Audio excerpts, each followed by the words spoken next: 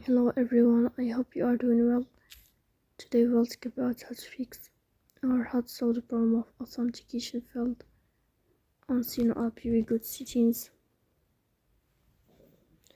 In this page, you will go to apps, default apps, app settings.